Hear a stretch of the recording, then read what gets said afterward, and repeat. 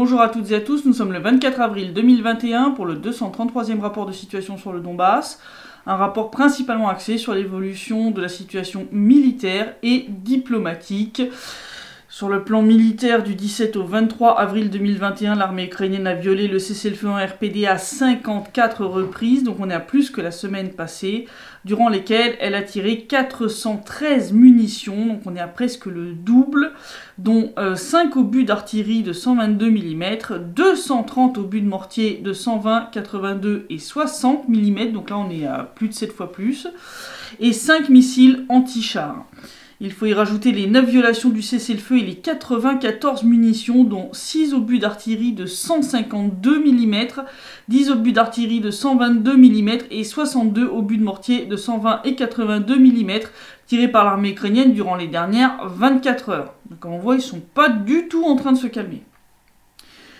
Ces tirs ont fait 2 morts parmi les soldats de la RPD, 1 blessé parmi les civils et 4 blessés parmi les soldats et ont endommagé une habitation. Et puis, puisqu'on parle de violation des accords de Minsk, eh bien on va parler déploiement des armes lourdes, puisque l'armée ukrainienne continue d'en déployer près de la ligne de front et entre autres près d'habitations, ce qui est en plus une violation de la Convention de Genève. Les services de renseignement de l'RPD ont ainsi détecté cette semaine le déploiement de 27 pièces d'armement lourd. C'est beaucoup moins que la semaine passée, mais en fait c'est en trompe-l'œil. Je vais vous expliquer pourquoi à la fin. On a dans le détail un système de défense antiaérien Strela 10, 3 systèmes de défense antiaérien Zhukha, un véhicule de transport de troupes blindées type BTR, 10 véhicules de combat d'infanterie type BMP, 5 automitrailleuses type BRDM, 3 véhicules de transport de troupes type MTLB et 4 véhicules blindés. Alors pourquoi je vous dis que c'est une liste à minima et qui est faussement rassurante ? Parce que déjà les pièces d'artillerie de 152 et 122 mm avec lesquelles ils nous bombardent la gueule, on les a pas. Forcément, elles sont relativement près de la ligne de front pour pouvoir nous tirer dessus, mais les services de renseignement ne les ont pas localisées précisément. Autres pièces qui n'apparaissent pas dans cette liste, c'est les 8 lanceurs de missiles Tochka-U qui ont été détectés par l'équipe de Wargonzo, qui est généralement très bien renseignée. Des missiles qui auraient été déployés près de Rubezhnoye. Pour cacher tout ça, eh bien, l'armée ukrainienne a brouillé à 2 reprises les signaux des drones de l'OSCE. Je vous montre la petite carte. Et en plus de ces violations, je vais parler d'un truc, ça faisait un petit moment que les RPD soupçonnaient que l'Ukraine utilisait des véhicules frappés du logo du CCCC, donc je rappelle le Centre conjoint de contrôle et de coordination du cessez-le-feu, pour livrer des munitions sur les positions de l'armée ukrainienne. Et ça s'est vérifié, c'est pas juste des soupçons, ça s'est avéré, donc là la RPD a enregistré le 20 et le 21 avril des livraisons de munitions sur les positions de l'armée ukrainienne près de Vodianoye par un véhicule portant le logo du CCCC, donc on a même le modèle du véhicule, c'est un ZIL 131, donc c'est le camion que vous voyez en bas à droite sur cette image qui nous a été fournie par la milice populaire de la RPD, donc c'est magnifique, voilà, c'est bien. C'est comme si vous utilisiez un camion avec le logo de la Croix-Rouge, quoi. C'est interdit. C'est interdit de faire ça. Non, mais enfin, là, à un moment, il serait peut-être temps quand même que l'OSCE et les autres réagissent quand même, parce que ça, c'est quand même extrêmement grave. Je vous disais, donc, on a eu un civil blessé cette semaine. Il a été à Trudovski, donc ce petit village en périphérie sud-ouest de Donetsk. Il a été blessé le 22 avril, quand l'armée ukrainienne a tiré sur le village à coups d'obus de mortier standard OTAN de 60 mm. Le retour des fameux obus de mortier de 60 mm. Alors au départ, le CCCC a cru que c'était du lance-roquette type RPG. Et une fois sur place, les restes d'obus ne laissaient aucun doute sur le type d'arme. Je vous montre les photos qui ont été prises par la représentation de la RPD au sein du CCCC sur place. Et en fait, un de ces obus est tombé dans la cour d'une maison et un homme de 60 ans s'y trouvait, il a été blessé, il a reçu des éclats d'obus à la tête, donc le pronostic vital était engagé, il a été opéré en service de neurochirurgie en urgence et son état est désormais stable et sa vie n'est plus en danger. Mais bon, ça nous fait quand même déjà 5 victimes civiles en un mois, 3 morts, 2 blessés, ça commence à faire un peu beaucoup, surtout pour l'armée d'un pays qui prétend vouloir résoudre pacifiquement le conflit. J'ai envie de te dire, qu'est-ce que ça serait sinon ? Mais moi, je vois pas de désescalade. Hein. Je comprends que certains se sentent rassurés par les belles paroles de l'Ukraine, mais non, non, non. Les faits, ils sont là, quoi. Je veux dire, le nombre d'obus de mortier a été multiplié par 7 en une semaine, quoi. Enfin, je veux dire, à un moment, faut arrêter, quoi. Et puis, bon, bah, la situation diplomatique, bon, c'est la bérésina. Parce que, bon, dans ce contexte hein, de tirs qui redoublent et d'augmentation du calibre des armes utilisées par l'armée ukrainienne, Zelensky a proposé à Vladimir Poutine de se rencontrer dans le Donbass. Nouvelle tentative pitoyable et pathétique d'impliquer la Russie dans les négociations alors qu'elle n'a pas à y être, puisqu'elle n'est pas partie au conflit. Donc bon, Poutine l'a gentiment rembarré en lui disant que s'il voulait discuter du conflit, eh ben, c'est avec les chefs de la RPD et de la RPL qu'il doit discuter d'abord, puis ensuite le rencontrer lui potentiellement, et que s'il veut discuter des relations bilatérales Ukraine-Russie, il était le bienvenu à Moscou quand il voulait. Bon, ça c'est fait. Hein, donc, c'est la énième tentative pitoyable de Zelensky d'impliquer la Russie dans le conflit du Donbass, et ça a échoué comme les précédentes. Donc dans la foulée, d'abord Leonid Pasychnik, le chef de la RPL, puis Denis Pouchiline, le chef de la RPD, ont dit à Zelensky, bah écoutez, si tu veux, on se rencontre sur n'importe quel point de la ligne de contact à ta convenance, et puis on va discuter de la mise en œuvre des accords de Minsk. Pouchiline a même été assez loin, il l'a même taclé sur ses opérations de com, où il se montre sur la ligne de front, alors qu'en fait il est en deuxième ligne, là où il risque rien. Il lui a dit va sur les vrais points chauds, genre Zaïtsevo, Staromikhaïlovka, Vissoloye, voir les résultats des bombardements de ton armée. Il lui a dit aussi d'arrêter de vouloir impliquer Pierre, Paul ou Jacques dans les négociations qui doivent avoir lieu, je le rappelle, entre l'Ukraine, l'RPD et l'RPL. Hein, c'est inscrit dans les accords de Minsk. Hein, je vous ai même mis la traduction complète, la plus fidèle possible de ces accords qui ont été donc rédigés en russe. Donc voilà, je vous ai fait une traduction en français complète. Donc ne venez plus me sortir, comme je lis dans certains commentaires, que c'est la Russie qui doit négocier, gna gna gna. Flûte, le texte complet est dedans, dans mon article, vous irez voir. Voilà, là il n'y a plus d'excuses pour me sortir ce genre de bêtises. Voilà. Pouchiline a même dit que toute tentative d'impliquer encore des pays tiers serait considérée comme un retrait des accords de Minsk. Hein. Mais il semble qu'à Kiev, ils sont bouchés à l'émery parce qu'on a eu coup sur coup Alexei Arestovitch, un des conseillers de Zelensky, et ce dernier, qui ont fait des déclarations qui montrent clairement que l'Ukraine est en train d'enterrer les accords de Minsk, parce qu'on a eu d'abord Arestovitch, qui en plus d'être conseiller de Zelensky, est quand même membre de la délégation ukrainienne au sein de la plateforme de négociation, hein, au sein du groupe de contact trilatéral, qui a répondu à la proposition de Pouchiline et Pasychnik en disant que l'Ukraine ne négociera jamais avec la RPD et la RPL. Et après, il est parti dans un délire concernant les propos de Poutine, en disant que le fait qu'il a mentionné clairement la RPD et la RPL, alors que la Russie n'a pas reconnu les républiques, il a dit que c'est un lapsus qui affaiblit les accords de Minsk et qu'il s'agirait d'un retrait verbal des accords de Minsk. Il n'y a pas de lapsus ou de retrait verbal des accords de Minsk par la Russie. Déjà, Moscou n'est pas partie prenante du conflit ni signataire principal des accords de Minsk, elle est là en tant que garante, comme la France et l'Allemagne. Et en plus, l'utilisation explicite des noms RPD-RPL, qui est le nom de facto des républiques, que ça affile ou pas de l'urticaire à M. Arestovitch, ça change rien au fait que l'Ukraine doit discuter avec elle pour mettre en œuvre ces accords.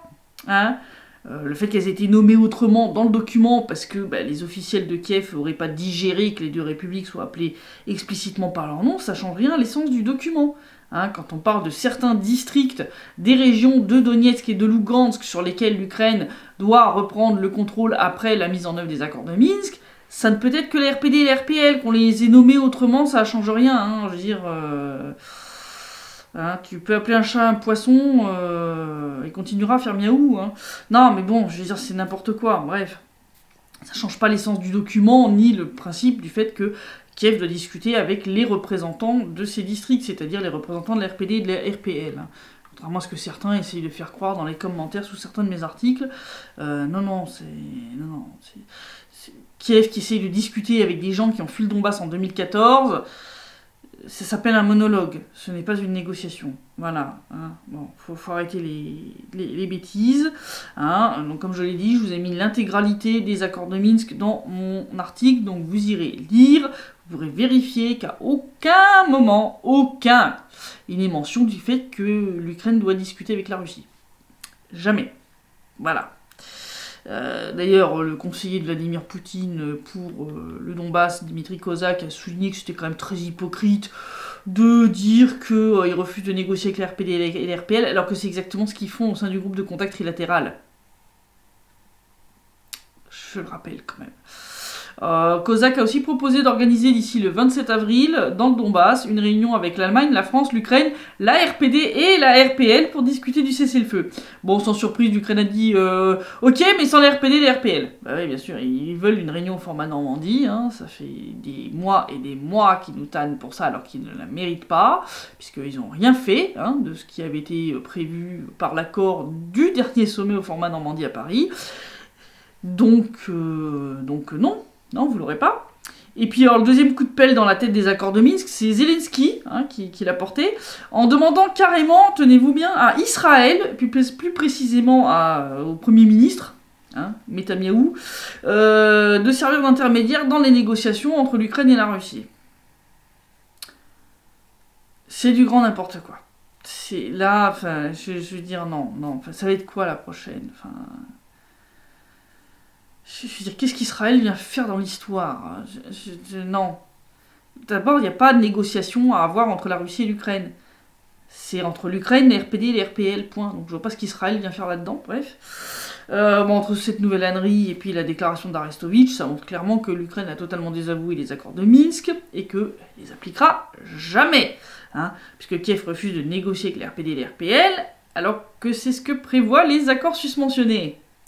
Voilà, donc c'est pas la peine de tourner autour du pot, appelons un chat, hein, et voilà, l'Ukraine a enterré les accords de Minsk, que Kiev le dise ouvertement une bonne fois pour toutes, au lieu de prendre tout le monde pour des cons et de prétendre vouloir appliquer ces accords tout en refusant de faire ce qui est écrit dedans, ça fera gagner du temps à tout le monde. Voilà, hein, et on gagnera un peu en level d'honnêteté. Surtout que l'Ukraine refuse non seulement de négocier avec les RPD et les RPL, mais elle refuse même d'interagir avec elle au sein du mécanisme de coordination à travers le CCCC. Je veux dire, là on atteint un level, c'est vraiment... c'est Voldemort avec Harry Potter, tu vois, c'est si on les touche, ils se désintègrent, quoi. Non, mais il faut arrêter, là, les conneries, quand même, ça va bien les 5 minutes, quand même, hein. Vous pouvez nous parler, hein, je veux dire, faut arrêter les bêtises. Alors, cette histoire est venue comment? C'est qu'en fait, après le 3e civil qui a été tué, les RPD et les RPL ont demandé une réunion en urgence du groupe de contact en charge des questions de sécurité pour préciser justement les modalités de ce mécanisme de coordination. Hein. Sans ça, on ne peut pas rétablir un vrai cessez-le-feu. Je rappelle que donc c'est ce que l'Ukraine sabote depuis des mois, hein, c'est l'élaboration détaillée de ce mécanisme de coordination. La réunion a eu lieu le 20 avril et n'a fait que confirmer que l'Ukraine n'a aucune envie d'appliquer les accords de Minsk, puisque chacun a soumis sa petite proposition concernant cet addendum hein, aux mesures additionnelles. Donc c'est encore un addendum aux mesures additionnelles. Donc pour préciser la façon dont le mécanisme de coordination doit fonctionner pour être efficace et faire diminuer les violations du cessez-le-feu. Bon, le représentant de l'RPD a dit clairement que pour ça, il faut une coopération directe des deux parties au conflit au niveau du CCCC, donc il faut que les représentants de l'RPD, de l'RPL et de l'Ukraine au sein du CCCC se parlent, hein, de manière directe. C'est le moyen le plus simple quand même, pour que ça marche. Mais l'Ukraine, qui refuse donc de négocier directement avec les RPD et les RPL, a bien sûr refusé de devoir discuter avec elle au sein du CCCC pour mettre en œuvre le mécanisme de coordination. Alors, ils ont lourdement insisté, ils ont de nouveau gavé l'OSCE. Non, ils commencent à faire fort là quand même, parce qu'ils sont quand même bien de leur côté, l'OSCE, donc là, ça commence vraiment à devenir un peu dangereux pour Kiev là quand même, parce que donc Kiev a insisté de nouveau pour mettre un intermédiaire au milieu, hein. Donc là c'était l'OSCE, ils veulent que l'OSCE joue les intermédiaires dans le mécanisme de coordination, alors que le chef de la mission refuse de jouer ce rôle et a dit « ça ne fait pas partie de notre mandat ». Et c'est pas à vous de dicter ce que doit être notre mandat. C'est les 57 pays membres de l'OSCE qui doivent en décider. Non, mais je vous dis, ils vont finir par les braquer, hein, au bout d'un moment. Donc, résultat des courses, bon, bah, aucun accord n'a réussi à être trouvé concernant les points fondamentaux. Pour essayer d'avancer sur quelque chose, la RPD a pris comme base la proposition ukrainienne, il a incorporé les propositions de la RPD et de la RPL qu'elles avaient envoyées de leur côté. Donc, ils ont écarté pour l'instant toute la question, on va dire, détail de procédure. Hein, et donc, en écartant ce truc-là, elles ont réussi à obtenir une adoption du projet en première lecture. Mais le problème, c'est que le truc fondamental, c'est justement la procédure. Voilà. Tout ce qui était vraiment points fondamentaux pour une réelle coopération pratique, pour qu'on puisse réellement appliquer le cessez-le-feu, ça a été mis entre parenthèses. Donc là, on a une nouvelle réunion qui est prévue le 28 avril pour discuter plus avant de ce document et essayer de trouver un accord concernant la partie réellement importante, c'est-à-dire les détails de cette procédure du mécanisme de coordination. Mais bon, vu du refus chronique de l'Ukraine de discuter ou d'interagir avec les deux républiques populaires, je pense que la prochaine réunion, ça va aboutir à un bid, pour pas changer. Je vois pas, enfin, je vois pas comment ça va pouvoir... Se résoudre ce truc-là, tant que personne ne tape du poing sur la table. Il faudrait que l'OSCE retape du poing sur la table en disant maintenant ça suffit des conneries, quoi, tu vois. Enfin, je veux dire, je vois que ça. Je vois que ça. Je vais parler rapidement de 2-3 petites choses. En matière d'obtention du passeport russe, là, on a de nouveaux chiffres qui sont tombés. Donc là, entre la RPD et la RPL, on en est à 538 000 citoyens russes. Et d'après les prévisions de la Russie, il y aura près d'1 million de citoyens russes en RPD et RPL d'ici la fin de l'année, ce qui est énorme. Bon, une prédiction qui est rendue possible par le fait que, bon, contrairement au début de la procédure, bon, maintenant c'est clairement simplifié, l'interaction entre les services de migration de la Russie et ceux de la RPD-RPL ont été grandement clarifiés et simplifiés là aussi. Ils ont enlevé plein de barrières bureaucratiques, ils ont industrialisé le truc, hein, ce que je vous disais, nous le jour où on est parti, on ne sait par autobus entier hein, que les gens vont en Russie chercher leur passeport. Je n'ai pas oublié hein, pour l'article, je vous le ferai, c'est juste que l'actualité cette semaine a été malheureusement assez dense et donc je n'ai pas eu le temps de vous faire cet article sur le déroulement de la procédure pour l'obtention du passeport russe, donc je le ferai comme promis. Mais donc voilà, pour l'instant on est bien parti pour arriver à... Si on arrive à 1 million, ça fera à peu près un quart de la population des deux républiques qui aura la citoyenneté russe, ce qui est énorme. Et ça serait une très très bonne protection contre les velléités, on va dire, bellicistes de l'Ukraine. Alors, vite fait, on a de nouveau le Maïdan Empire.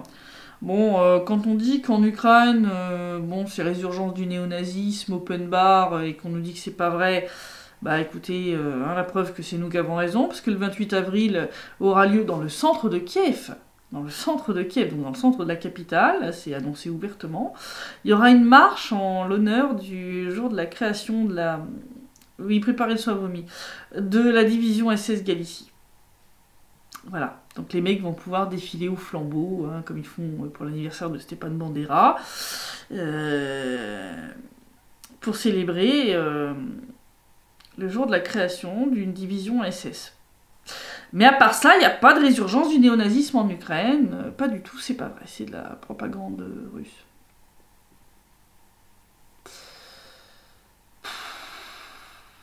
Là, les mensonges des médias occidentaux, ça commence à devenir un peu visible, un peu.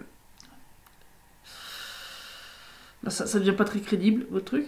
Et alors, j'ai deux pendant ce temps-là qui... Alors, accrochez-vous bien, vous pouvez mettre de côté le seau à vomi, vous préparez la laise, hein, parce que sinon, je pense que vous allez ruiner votre canapé ou votre fauteuil de bureau, parce que là, c'est épique. C'est épique, tenez-vous bien. Alors, on retrouve nos amis de dialogue.ua, et oui, toujours eux. Toujours eux, hein, je veux dire. Je vais finir par croire que c'est le Gorafi ukrainien, ce truc, c'est pas possible. Parce que, bon, bah, là, vous saviez qu'il y avait des exercices russes, entre autres en Crimée et près de la frontière avec l'Ukraine, dans l'oblast de Rostov et de Voronezh. Et les exercices se sont terminés, ça y est, hein. Sergueï Shoigu a dit, voilà, on est content, on a fait l'inspection des troupes. Tout est nickel, donc bon, on peut mettre fin aux exercices. Et Dialogue.ua a expliqué, comment dire, le retrait des troupes russes par une autre raison. Je vous montre le screenshot en russe, je vous le traduis. ils ont dit, le titre, donc je vous le traduis textuellement, le Kremlin, effrayé par l'armée ukrainienne, retire ses troupes au plus profond de la Russie. Shoigu donne un ordre urgent. Désolé, je peux pas me retenir. Je peux pas me retenir.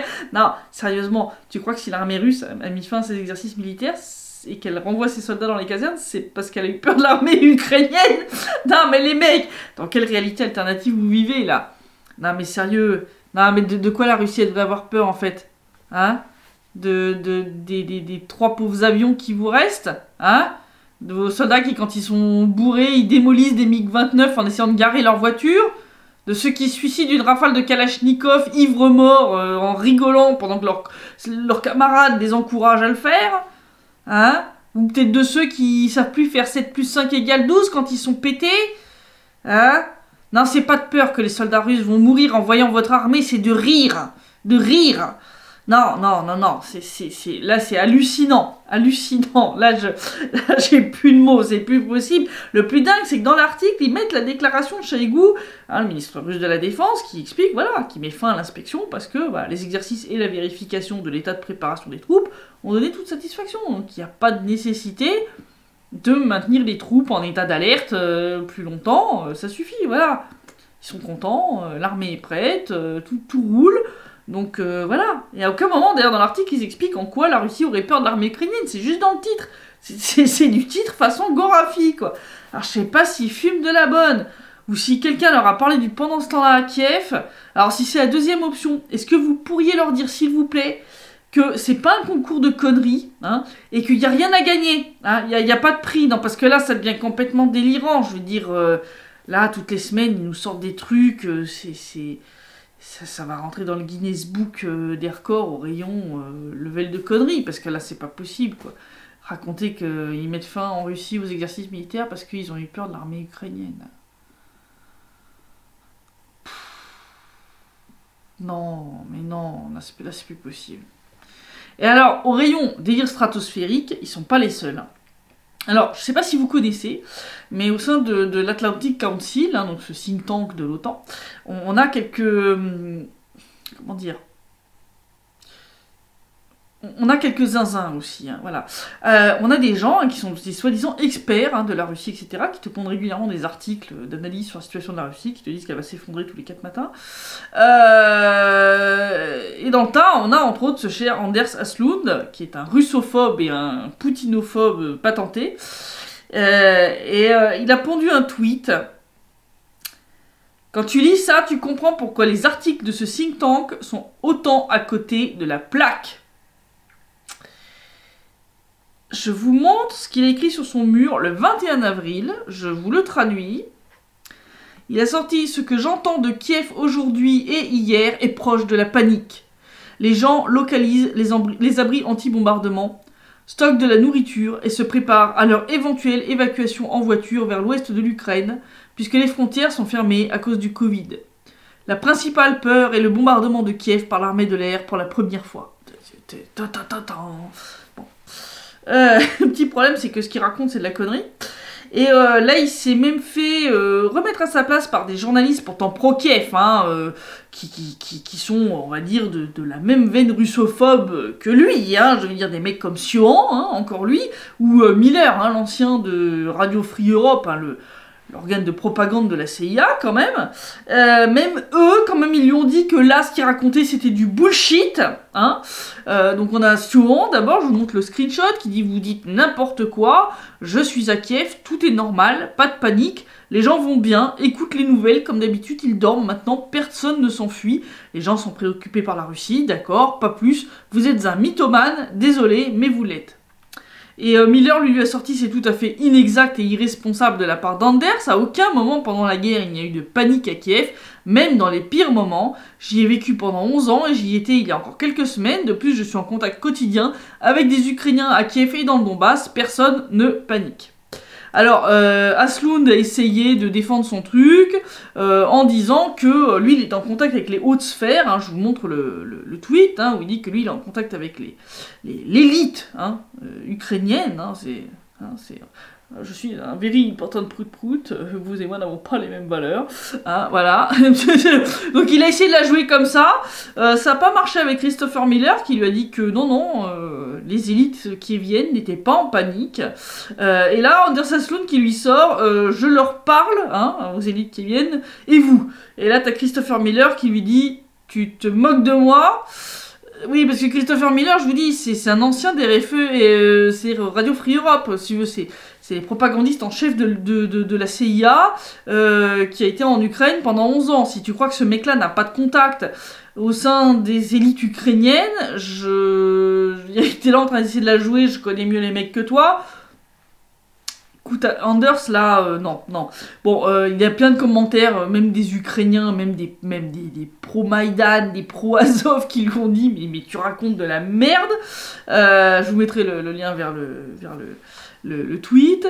Là, certains lui ont dit que vu le niveau de bullshit de son tweet, il ferait mieux de le supprimer, mais il l'a toujours pas fait. Donc non, il est complètement atteint, le mec. Enfin, c'est vraiment bref. Non.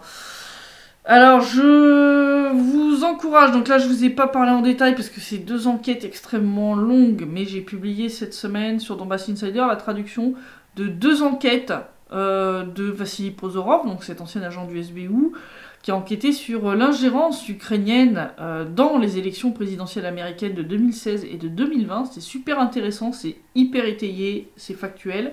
Je vous encourage à aller voir, parce qu'on parle de l'ingérence russe imaginaire sortie du rapport Mueller qui est basé sur du vent. Mais l'ingérence ukrainienne, elle est étayée. Donc allez voir, c'est très intéressant, ça vous montrera comment jamais personne ne vous a parlé de ce truc-là dans les médias dominants, et on a hurlé à l'ingérence russe, alors qu'au niveau de l'Ukraine, il y a eu de l'ingérence dans les élections américaines. Autre petit truc intéressant, c'est le cher Laurent Alexandre, il est inénarrable lui, qui a fait un espèce de petit sondage sur Twitter. Je vous montre le truc, demandant si Vladimir Poutine envahit les pays baltes, l'Ukraine ou les deux, est-ce qu'il faut aller faire la guerre à la Russie. Bon, son petit sondage montre que quand même 77,6% des Français ne veulent pas faire la guerre à la Russie, même si elle envahissait et les pays baltes et l'Ukraine. Voilà. 77,6%, c'est bien, ça montre que les Français sont moins dupes de la propagande de l'OTAN et en russophobe qu'on leur sert matin, midi et soir que ce qu'on pourrait penser, parce que bon, ils comprennent bien que c'est du grand nimp. D'ailleurs, dans les commentaires, tu le vois sous le tweet, les gens lui disent, mais arrête tes conneries, on va pas aller se battre pour les conneries de l'OTAN à Pétaouchnok, arrêtons quoi. D'ailleurs, la formulation est assez délirante parce qu'il a dit si Vladimir Poutine envahit. Je sais bien qu'il y en a qui prennent Vladimir Poutine pour Chuck Norris version russe, et que l'armée ukrainienne est une belle bande de branquignoles, mais il faut peut-être pas abuser quand même. Je veux dire, Vladimir Poutine va pas envahir l'Ukraine ou les pays baltes à lui tout seul. Il faudrait dire si l'armée russe envahissait, tu vois, là, mais Vladimir Poutine qui envahit, ça veut rien dire. C'est quoi, il va chevaucher son ours licorne dragon magique et il va... non mais j'en peux plus là, non mais... Les russophobes, francophones ou anglophones, allez vous payer un cerveau, je vous en supplie. Est-ce que quelqu'un pourrait inventer la grève de cerveau? Parce que non, là c'est des cas désespérés, il faut faire quelque chose, c'est plus possible. Bref, donc voilà la situation. Je pense qu'on est arrivé à un point de non-retour au niveau diplomatique, sauf si la France et l'Allemagne se réveillaient d'un seul coup par miracle, mais j'y crois pas trop. Je vois pas comment on va pouvoir ramener l'Ukraine dans le droit chemin. Puis là, maintenant que les troupes russes sont en train de rentrer dans leur caserne, je pense que l'Ukraine va se sentir pousser des ailes. Je le vois bien comme ça. Genre là, je vois les tirs des dernières 24 heures. L'artillerie de 152 mm est ressortie là quand même. Après la 122, maintenant le 152.